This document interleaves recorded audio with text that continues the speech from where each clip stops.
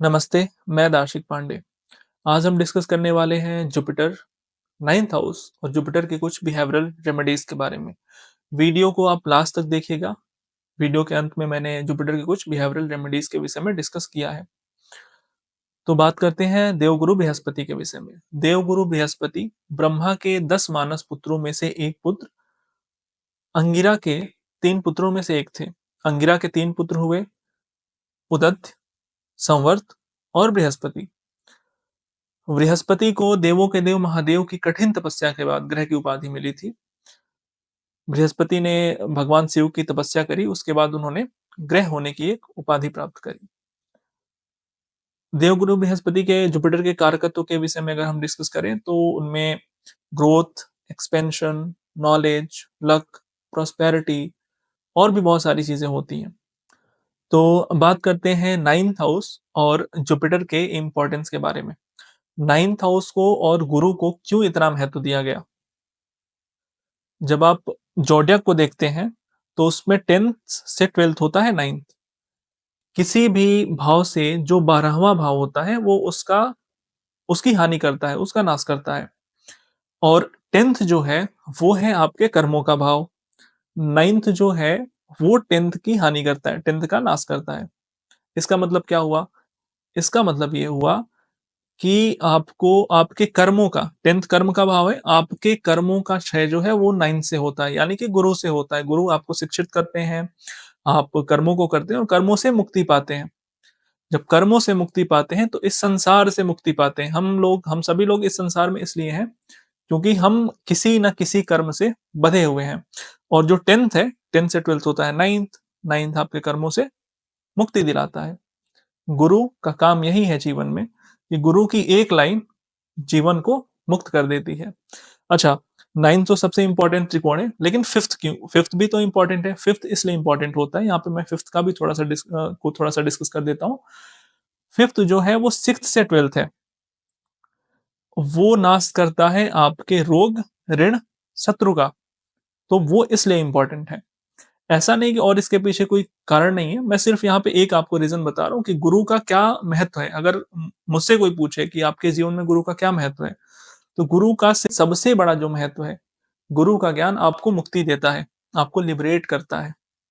आप स्वतंत्र होते हैं। जितनी संसार की बाधाएं हैं, इन बाधाओं से हम कैसे लड़ते हैं? अपने कर्मों से लड़ते हैं। उन सारे कर्मों से मुक्त करने का कार्य गुरु का है। जिसके भी चार्ट में, मेरे पास इतने बहुत सारे एग्जाम्पल्स हैं जिनके चार्ट में 9th हाउस एफ्लिक्टेड है, 9th हाउस का लॉर्ड एफ्लिक्टेड है, जुपिटर एफ्लिक्टेड है, उनकी हालत देखिए। उनके पास जितनी भी प्रॉब्लम्स है उसका कोई सॉल्यूशन उनको नहीं मिल रहा है। जो सॉल्यूशन देने आ रहे हैं वो अलग प्रॉब्लम क्रिएट करे जा रहे हैं। आपको कुछ एग्जाम्पल्स यहाँ पे मैं दूंगा कंसल्टेशंस के, जो मैं कंसल्टेशन करता हूँ उनके, उसके एग्जाम्पल्स दूंगा। पहला एग्जाम्पल है, एक पर्सन है, उनका जो जुपिटर है वो मृत्यु भाग में है। आई थिंक क्लियरली मुझे नहीं याद आ रहा, लेकिन वो 12th में है Jupiter. And he move to US. US गए वो पीएचडी के लिए। 11 साल एक पीएचडी करने में लगा दी। अब तक जो है, अभी उनकी एक कंसल्टेशन मैंने करी, दूसरी कंसल्टेशन उनकी पेंडिंग है। अब तक उसी वो चक्र में फंसे हुए हैं। लाइफ का जो सॉल्यूशन है, जो मेन पॉइंट है जहां से उनको जो मुक्ति मिलनी है, वो नहीं मिल पा रहा है। अच्छा, जिनका जुपिटर आप देखेंगे 3rd में हो, जो कि जुपिटर का मरण कारण स्थान होता है, और वो अगर रेट्रोग्रेड हो जाए, उनकी स्थिति आप देखिए। उनके लाइफ में ऐसी प्रॉब्लम्स हैं। मैरिड में रिवर्सल 200% होना है। रिवर्सल के प्रोसेस मैरिज में आने ही आने हैं।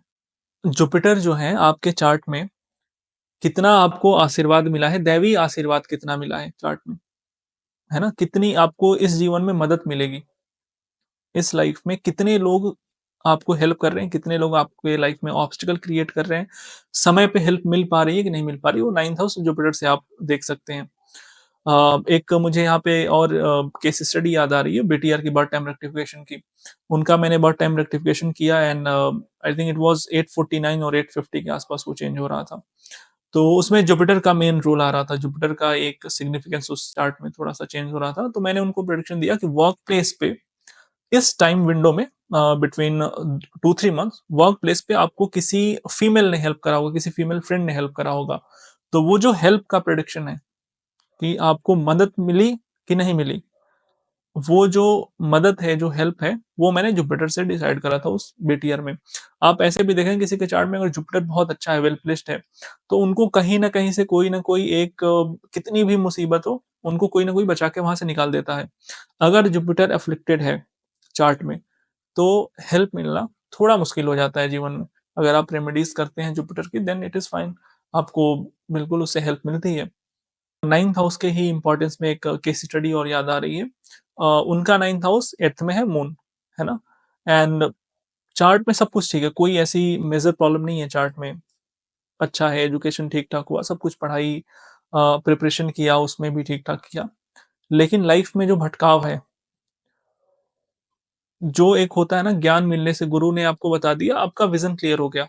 आपको लाइफ में क्या करना है, कैसे करना है, वो लाइफ से मिसिंग है। इसके अलावा जुपिटर का जो एक और अच्छा मैं उदाहरण देना चाहूँगा, जुपिटर का इतना आप पीछे भी देखेंगे जब आप थोड़ा-सा लिटरेचर पढ़ते हैं, तो वहाँ पे भी आता है कि गुरु गोविंद दो खड़े काको लागो पाए। उस दोहे का मतलब ये है कि गुरु ने नारायण के महत्व को समझा दिया। गुरु के बिना जिस ईश्वर की भक्ति करते हैं आप, जिस ईश्वर से मिलने की चाहत रखते हैं, जिस ईश्वर से हेल्प की उम्मीद करते हैं, वो हेल्प मिलना भी बहुत मुश्किल हो जाएगा। हनुमान चालीसा में भी एक लाइन जो सबसे पहला जो पंक्ति आती है, सिर गुरु चरण सरोज रज, निज मन मुकुर सुधार। उसका भी तात्पर्य कहीं न कहीं यही है कि वो बजरंगबली को गुरु मानते हैं और फिर बजरंगबली राम से मिलाएँगे आपको, है ना? तो गुरु माना है उन्होंने बजरंगबली को। तो गुरु का काम होता है नारायण से मिलाना, बिना गुरु के नारायण से मिलना मुश्किल है। गुरु का इतना इम्पोर्टेंस है, गुरु को नारायण से भी ऊपर का दर्जा दिया गया है। क्योंकि गुरु नहीं है तो आप नारायण से नहीं मिल पाएँगे। आप ईश्वर से मिल ही नहीं सकते, ईश्वर को पहचान ही नहीं सकते हैं। गुरु ही हैं, जुपिटर ही हैं, 9th हाउस अगर अफ़्लिक्टेड है, तो फिर साधना में मुश्किल आने वाली है। जुपिटर का जो इम्पोर्टेंस है, सिर्फ़ इतना ही नहीं है कि आपको हेल्प कहाँ से मिली, कैसे मिली या फिर जो अब तक मैंने बताया। आप देखेंगे रेमेडियल पार्ट में, आप जिसका जुपिटर अफ़्लिक्टेड है, जब तक आप उसे जुपिटर की रेमेडी नहीं देते, आप कोई भी उनसे रेमेडी करवाइए, कोई फ़ायदा नहीं होने वाला है। और ये बात सारे एस्ट्रोलॉजर्स को भी ध्यान रखनी चाहिए कि अगर किसी के चार्ट में जुपिटर अफ़्लिक्टेड है, प्लीज़ आप पहले जुपिटर की रेमेडी कराइए। जब तक चार्ट में जुपिटर सही नहीं है, जो मर्ज़ी आ रहा है वो रेमेडी देते रहिए, जो मर्ज़ी आ रहा है वो कराते रहिए, बेनिफिट नहीं होगा।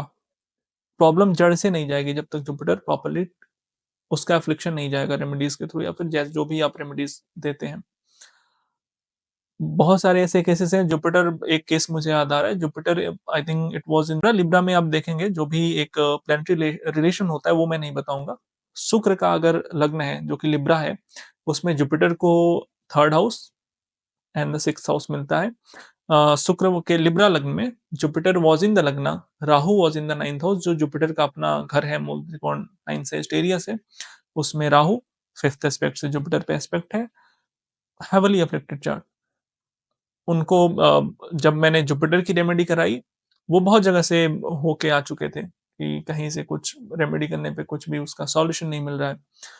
जब जुपिटर की रेमेडी कराई, जुपिटर का जो अफ़्लिक्शन है, जो वहाँ पे प्रॉपर एक चार्ट के अकॉर्डिंग जो पिन पॉइंटेड रेमेडी रिक्वायर्ड थी, उसके बाद चार्ट के धीरे-धीरे इश्यूज़ सॉल्व हुए। तो कहने का मतलब ये है कि जुपिटर अगर चार्ट में अफ़्लिक्टेड है, तो उस पे गौर फरमाइए, उसकी रेमेडी करिए, अन्यथा जीवन की समस्याएँ बनी रहेंगी। अच्छा जुपिटर अगर जुपिटर चार्ट में अफ़्लिक्टेड है तो आप उसको कई तरीके से चेक कर सकते हैं। रिसेंट का केस है Jupiter was in I think in Gemini with Gulika and Mandi and there was a few combination in D9 as well. D9 में भी कुछ कॉम्बिनेशन हो रहा था। तो वो कंसल्टेशन के टाइम जब जुपिटर अफ्लिक्टेड है तो आप देखेंगे अगर जुपिटर कहीं भी ट्रबल पोजीशन में बैठा है ना तो कंसल्टेशन के टाइम भी आपको दिक्कत होती है। तो कंसल्टेशन के बाद मुझे वो ऐसे ही मंदिर जाते हुए ध्यान आया। फिर मैंने उनको मैसेज किया कि बैक साइड में कुछ बुक्स वगैरह आपने रखा हुआ है क्या?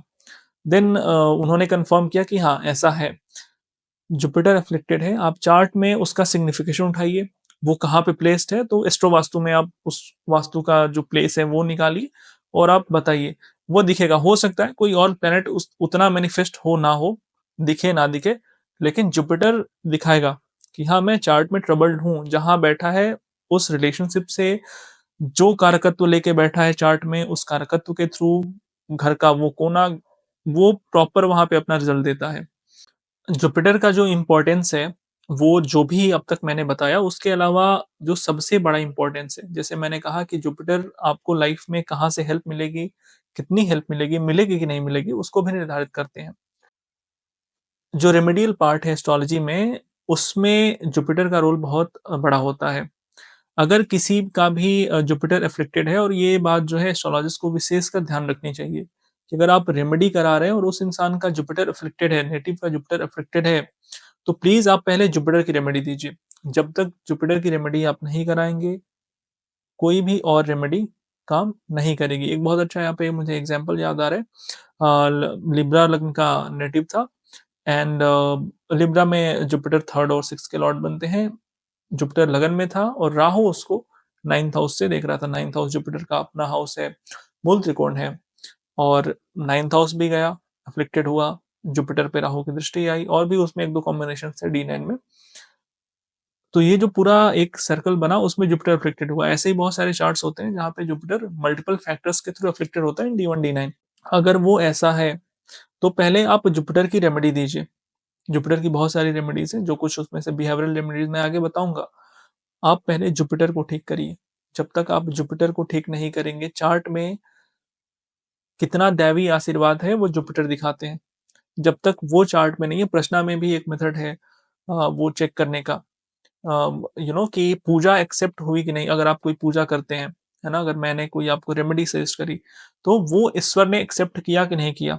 जिस देवी डीटी के लिए आपने वो पूजा करी, वो स्वीकार भी तो होनी चाहिए।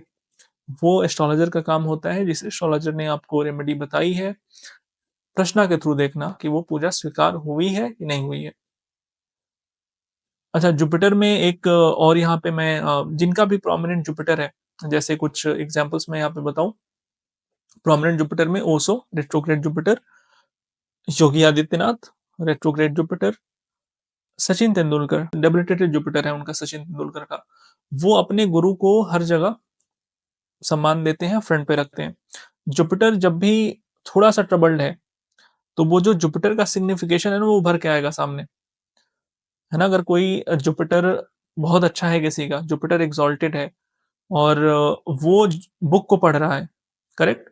और एक इंसान जो है जिसका जुपिटर अफ्लिक्टेड है, वो बुक को पढ़ रहा है। तो जिसका जुपिटर बहुत अच्छा है, एक्सॉल्टेड डज़न्ट मीन कि वो बहुत अच्छा है, मैंने सिर्फ एग्ज़ाम्पल के लिए बोला। एक्सॉल्टेड का मतलब बिल्कुल ये नहीं है कि जुपिटर बहुत अच्छा हो गया। अगर जुपिटर अच्छा है, तो वो क्या करेगा, वो उस बुक की कोर फिलॉसफी को पकड़ेगा, और वहीं अगर जुपिटर उसका ट्रबल में है, तो वो उसमें नुक्ताचीनी करता रहेगा कि ये रूल है, ऐसे है, वो है, डिफरेंट डिफरेंट चीज़ें उसमें निकालेगा, नुक्स निकालेगा।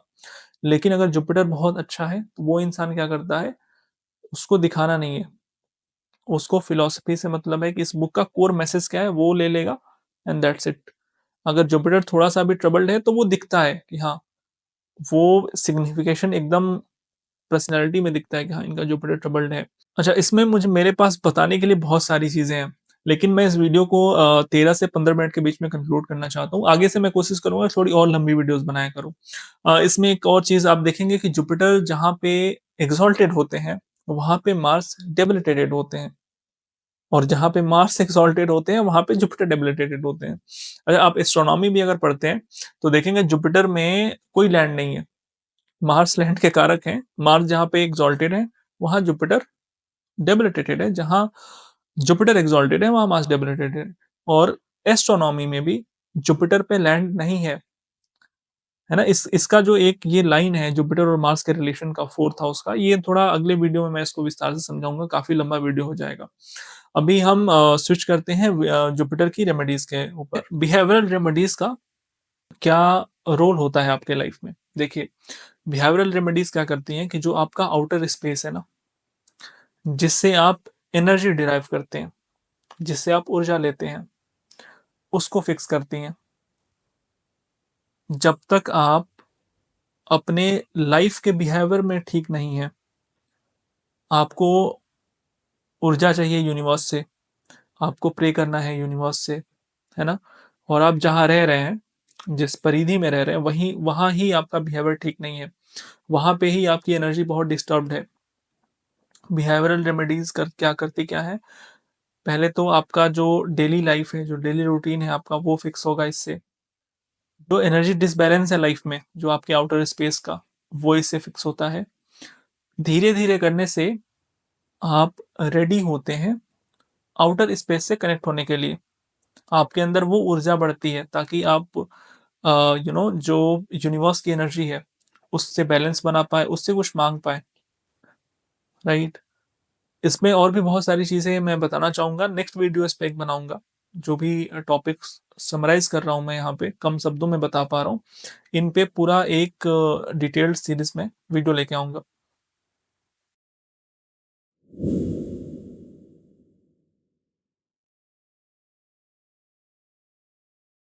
हम बात करते हैं जुपिटर की रेमेडीज़ के बारे में, जो सबसे पहली रेमेडी है और सबसे ईज़ी है आपके लिए, वो है विज़िट टेम्पल डेली। ये सिर्फ़ 3 शब्द हैं, अगर आप इसको डेली इसको फ़ॉलो करते हैं, तो आई बेट ऑन दैट आपकी लाइफ़ अंडर 60-70 डेज़ ट्रांसफ़ॉर्म होने वाली है। इसके पीछे का रीज़न क्या है? टेम्पल जाने से होता क्या है? जुपिटर फ़ेथ के कारक है, भरोसा। देखिए जिनका जुपिटर अफ़्लिक्टेड होता है ना, उनको भरोसा नहीं होता है। वो हर चीज़ को लॉजिकली टेस्ट करेंगे, है ना? और जब तक उनके आँखों के सामने ऐसी चीज़ें दिखती नहीं, उनको नहीं होता है भरोसा। जुपिटर अफ़्लिक्टेड है, 10 एस्ट्रोलॉजर्स के पास ले जाएगा। उसको अगर कोई बहुत अच्छा एस्ट्रोलॉजर मिल भी गया, तो उसको उस पे फ़ेथ नहीं है ना? वो फिर अगली बार टेस्ट ट्राई करेगा और गुरु पे भरोसा रखना बहुत ज़रूरी होता है। गुरु पे अगर आपको भरोसा नहीं है, तो फिर आपको कहीं संसार में कोई शांति मिलने वाली नहीं है। अगर आप गुरु के पास भी जाके अगर आपके मन में अशांति रह गई, अपने व्यक्तित्व के कारण, गुरु कैसे हैं वो एक अलग उसका वो होता है, रोल होता है। लेकिन अगर अपने व्यक्तित्व के कारण अगर आपको गुरु के पास भी शांति नहीं मिलती है, तो फिर बहुत मुश्किल होने वाली है। तो मंदिर विज़िट करने से अगर फ़ेथ रख के आप डेली मंदिर विज़िट करते हैं, तो जुपिटर इससे स्ट्रेंथन होता है। कोशिश करिए रोज़ अगर आप नहीं जा सकते हैं एटलीस्ट वीक में 2 दिन, 3 दिन, है ना? कुछ स्वीट्स लेके आप टेम्पल जाइए और भगवान पे भरोसा रखिए, ईश्वर पे जिनको भी आप जिस भी प्रकृति की शक्ति में आप भरोसा रखते हैं, उन पे भरोसा रखिए। किसी एक यू नो जिससे भी आप कंसल्टेशन लेते हो, किसी एक एस्ट्रोलॉज़र को फ़ॉलो करिए। सुनिए, पढ़िए सबको, पढ़ना-सुनना मना नहीं है। लेकिन जो कंसल्टेशन वाला प्रोसेस है, उसमें भी बहुत लोगों के पास नहीं जाना चाहिए। अगर आपको कोई एक इंसान सुन के लग रहा है कि आप उससे कनेक्ट हो पा रहे हैं, उनके पास नॉलेज है, वो जब आप कंसल्टेशन में गए तो उन्होंने पहले पास्ट की चीज़ें बताई, फिर प्रेज़ेंट बताया, फिर फ्यूचर पे गए। तो हर इंसान का एक क्राइटेरिया होता है कि आप किसे नॉलेजेबल मानेंगे, किसे ज्ञानी मानेंगे, विद्वान मानेंगे। ज्योतिष के क्षेत्र में जो आपका पहले पास्ट बताए, फिर प्रेज़ेंट बताए, फिर फ्यूचर पे जंप करे। सीधे फ्यूचर पे जंप करके और रेमेडीज़ शुरू कर दी, वो एस्ट्रोलॉजर किसी काम का है नहीं। वो सिर्फ़ और सिर्फ़ अंत में यही करेगा कि एस्ट्रोलॉजी से मास का फेथ वो खराब करेगा। तो अगर आप किसी एस्ट्रोलॉजर के पास जाते हैं, उन्होंने पहले आपका पास्ट बताया, प्रेज़ेंट डिस्कस किया, फ्यूचर पे आए, देन आप उनके पास रहिए, अपना फेथ आप भरोसा रखिए उस पे। जुपिटर को और ज़्यादा अफ़ेक्ट मत करिए। तो पहली रेमेडी थी, मंदिर हमें रोज़ जाना है। जो दूसरी रेमेडी है, वो है don't say wrong things about religion, right? क्यों ऐसा मैं कह रहा हूँ? फिर से मैंने कहा कि जुपिटर फेथ के कारक हैं। आपका भरोसा कुछ भी हो सकता है। आपका भरोसा हो सकता है कि धर्म ठीक है या फिर धर्म ठीक नहीं है। आपका भरोसा हो सकता है कि मेरा धर्म बहुत सुपीरियर है, औरों का धर्म खराब है। बहुत अच्छी बात है, आप बनाए रखिए। इसको थोपिए मत किसी पे। अगर आपको कोई चीज़ अच्छी लग रही है, तो बिल्कुल आप अगर उसके उसके बिहाफ़ पे आपके पास रेशनल रीज़न है, कोई अच्छा तर्क है, तो तर्क रखिए।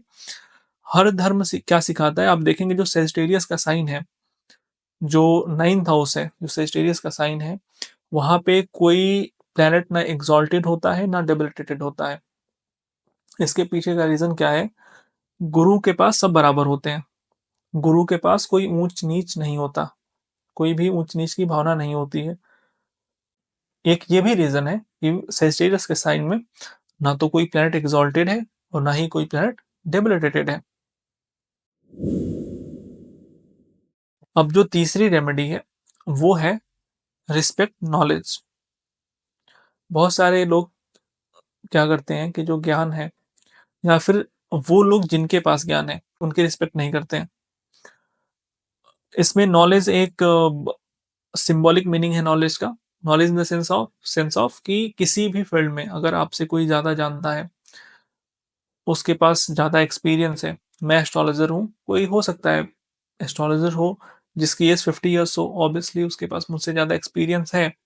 नॉलेज में हम वेरी कर सकते हैं, मुझे ज़्यादा हो सकता है, उनको ज़्यादा हो सकता है। लेकिन एक्सपीरियंस ऑब्वियसली उनको है, so I have to respect him ना। Definitely I should respect him. वैसे ही आपको जीवन में जो लोग आपसे जो बड़े हैं, जिनके पास ज़्यादा एक्सपीरियंस है, नॉलेज है, उनकी रिस्पेक्ट करना सीखिए। नॉलेज को लाइफ में वैल्यू देना सीखिए।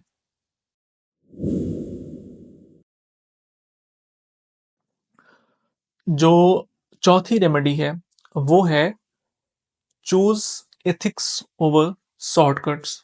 Choose ethics over shortcuts. इसका मतलब क्या है? आप प्रभु श्री राम का जब चार्ट देखते हैं, वहाँ पे जुपिटर जो है एक्सॉल्टेड है। क्यों एक्सॉल्टेड जुपिटर मिला? उसके पीछे एक कारण क्या था? वो जब हम कहते हैं कि जो पंच महापुरुष योग होता है एक एस्ट्रोलॉजी में, ज्योतिष में, उसका जो फर्स्ट लेवल का मीनिंग है वो ये है कि पहले वो जो योग है ना, लोग कहते हैं, आप भी कहते हैं कि मेरे चार्ट में ये योग बन रहा है, इसका फलित क्या होगा, ये मुझे क्या देगा। आपकी इच्छा रहती है जानना है कि ये राजयोग बन गया, वो राजयोग बन गया। तो जो पंच महापुरुष योग ऋषि ने लिखा है ना, वो पहले आप अपने व्यक्तित्व में लाइए। महापुरुष बनिए पहले, अपने लिए, अपनी नजरों में महापुरुष बनिए, तो जाके फलित होगा। और होगा तो डेफिनेटली आपके पास वो व्यक्तित्व होगा, लेकिन वो प्रॉपर्ली उसको फॉलो करिए। बिल्कुल कॉन्शियस लेवल पे आके अलर्ट होके उसको फॉलो करिए, उसे हैबिट में लाइए अपने। भगवान श्री राम के चार्ट में एग्जॉल्टेड है देवगुरु बृहस्पति। उन्होंने हर जगह शॉर्टकट की जगह पे एथिक्स को प्रायोरिटाइज करा। उन्हें 14 साल वनवास जाना था, वो गए बिना क्वेश्चन, कोई भी क्वेश्चन रेज नहीं किया कि क्या कारण है, क्यों मुझे भेजा जा रहा है, मुझे राज करना है। पावर के ऊपर, सत्ता के ऊपर उन्होंने नैतिकता को महत्व दिया। तो कभी भी जीवन में कहीं पे भी ऐसा संकट आता है आपके लाइफ में, तो नैतिकता को ऊपर रखिए। जब आप गुरु के पास जाते हैं, अगर किसी भी टीचर के पास आप जाते हैं, अगर वो टीचर आपको कैसे रहना है, कैसे बिहेव करना है, क्या बातें बोलनी है, क्या बातें नहीं बोलनी है, क्या चीज़ कैसे जीवन में सही चीज़ें करनी है, अगर वो नहीं सिखाते हैं, और चाहे वो कितनी ही चीज़ें आपको सिखा दें, कितना ही ज्ञान आपको दे दें, उस ज्ञान का कोई महत्व है नहीं। शक्ति जो है शक्ति का जो उपयोग है, वो नैतिक हो रहा है कि अनैतिक, शक्ति दोनों सबके पास होती है। शक्ति एक इंसान नैतिक है उसके पास भी है, शक्ति एक इंसान अनैतिक है उसके पास भी है। प्रभु श्री रामचंद्र के पास भी शक्ति थी और रावण के पास भी शक्ति थी, लेकिन जो प्रयोग का तरीका था वो बिल्कुल डिफरेंट था। एक का अनैतिक था और एक का नैतिक था, और दोनों के विषय में आपको पता है। तो कभी भी नैतिकता को चुनिए। नैतिकता को चुनेंगे, शक्ति का सही प्रयोग करेंगे, जीवन में सुखी रहेंगे, आगे जो आपसे जुड़े हुए लोग हैं वो भी सुखी रहेंगे।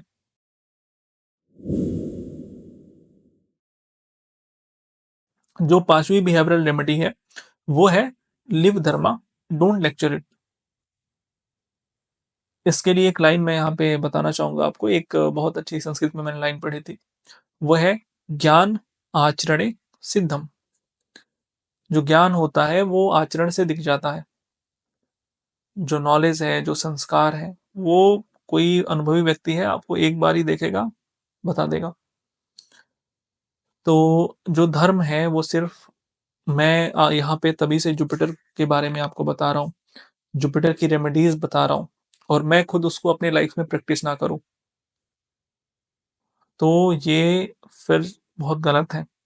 और जुपिटर के लिए जो सबसे बड़ी चीज होती है, वो जुपिटर मोरल्स के कारक हैं, राइट, प्रिंसिपल्स के कारक हैं, सेजिटेरियस साइन। तो सिर्फ़ अगर आपको पता है कि हाँ, ऐसे-ऐसे, ऐसे-ऐसे रूल्स होने चाहिए और ऐसे चीज़ें चलनी चाहिए, तो उनको सिर्फ़ बताइए, कहिए, सुनिए मत। उनको फ़ॉलो करिए अपने लाइफ़ में, है ना? जो भी मैंने अभी चीज़ें लिस्ट की है, उसका ये सार है, ये निचोड़ है। अगर सिर्फ़ आप इसको ही सुन लेते हैं ना ध्यान से इस लाइन को और इसको ही फ़ॉलो कर लेते हैं, तो ऊपर जो मैंने 4 बिहेवियरल रेमेडीज़ बताई हैं, उनका एक क्रक्स है। ये पूरे आपके आउटर स्पेस को चेंज करके रख देगा। आपके पूरे थॉट प्रोसेस को, सबकॉन्शियस को पूरा का पूरा करेक्शन करेगा ये। थर्ड हाउस जो है वो 9 से 7th होता है, जो सबकॉन्शियस माइंड होता है, जो अधर्म का घर होता है, अपोज़िट है 9 से। उस पे हम बाद में डिस्कस करेंगे कि हाउसेस का बहुत इस वीडियो को मैं लंबा नहीं बनाना चाह रहा हूँ। तो फिलहाल जो 5वीं रेमेडी है, वो है live Dharma don't neglect it. ज्ञान है, धर्म है, सिर्फ़ उसको बताइए मत, खुद भी प्रैक्टिस करिए। वो हर जगह, हर फील्ड में होगा। घर में, प्रोफ़ेशनल में, प्रोफ़ेशन में, हर जगह पे ये लागू होगा।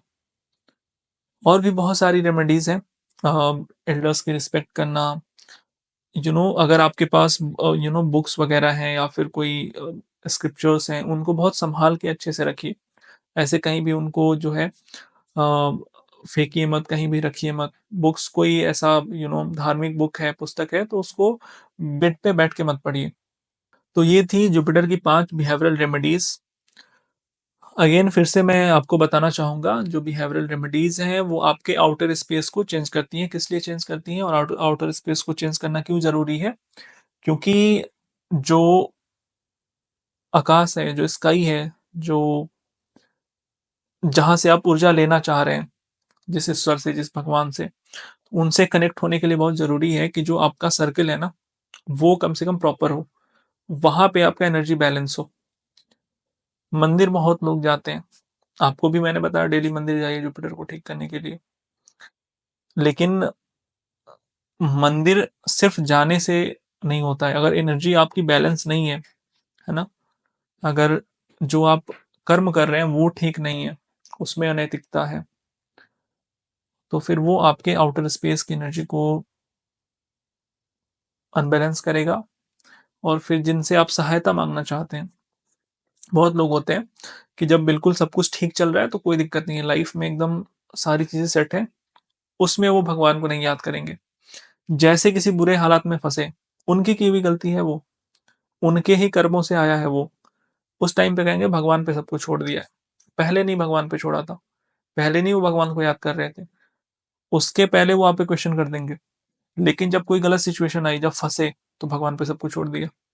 तब इतना भरोसा बन गया भगवान पे कि फिर वो आप उसको उस समय नहीं डगमगा सकते हैं। लेकिन उससे पहले भगवान पे भरोसा नहीं था, उस पे डाउट था उसके पहले। तो ऐसा मत करिए। एनर्जी का बैलेंस मेंटेन करिए लाइफ़ में कि भगवान के सामने जब आप कहें कुछ, जब आप भगवान के सामने खड़े हो गए तो शर्मिंदा ना होना पड़े। उम्मीद करता हूँ आपको इससे बहुत हेल्प मिली होगी और मिलेगी। आप इनको फ़ॉलो करिएगा। फ़ॉलो करने के बाद कमेंट में मेंशन करिएगा कि इम्प्रूवमेंट हुआ कि नहीं हुआ। Thank you. जय बजरंगबली।